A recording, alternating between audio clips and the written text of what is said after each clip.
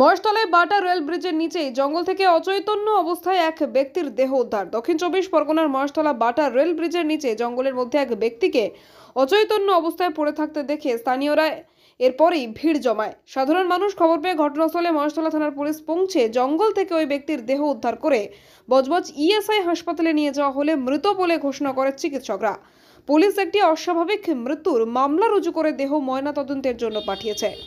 Police মৃত ব্যক্তির নাম প্রবীর ঘোরামি, বাড়ি 28 নম্বর ওয়ার্ডের নুঙ্গি উত্তর জগদ্দলে এমনটাই জানায়। তবে কিভাবে মৃত্যু হলো পুলিশ তদন্তের অপেক্ষায় রয়েছেন। দেখলাম একটা বয়স্ক মানুষ পড়ে আছে, তো তিনি কখন মারা গেছে বা কখন কিভাবে পড়েছে কেউ জানে না। একটা ভদ্র মহিলা নাকি দেখেছিল, দেখে থানায় হয়তো খবর দিয়েছে, এইটুকুই দেখলাম। এখনো পড়ে রয়েছে, এখনো পড়ে আছে, তার বাড়ির লোক আসছে না আর স্যাররা সবাই ডাকছে। পরিচয় কিছু জানা গেছে? পরিচয় কিছু জানা গেছে বলতে যে ওনার ঠিকানাপত্র, তো ওষুধের কাগজপত্র পাওয়া গেছে, সবই নাম ফাম পাওয়া গেছে। বাড়ি কোথায় এখনো জানা যাচ্ছে না। তো ওনার আত্মীয় স্বজনদের ফোন করেছে, সবাই বলছে আসতে। তো ওনার কাছে ব্যাগও ছিল? তো ওনার কাছে ব্যাগ ছিল, একটা হচ্ছে হাত ব্যাগ, একটা সাইড ব্যাগ, দুটো ব্যাগ সিঁড়ির মধ্যে। উনি কি সিঁড়ি থেকে নামছিল? উনি হয়তো সিঁড়ি থেকেই নামছে, কেন সিঁড়ির উপরে ব্যাগটা যখন রেখেছে নিচে গড়িয়ে পড়েছে।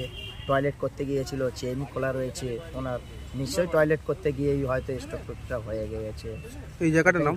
এই জায়গাটার নাম বাটানগর, বাটা রেল লাইনের ব্রিজ। দক্ষিণ চব্বিশ পরগনা থেকে তপন কুমার দাসের রিপোর্ট, ডিএন নিউজ বাংলা।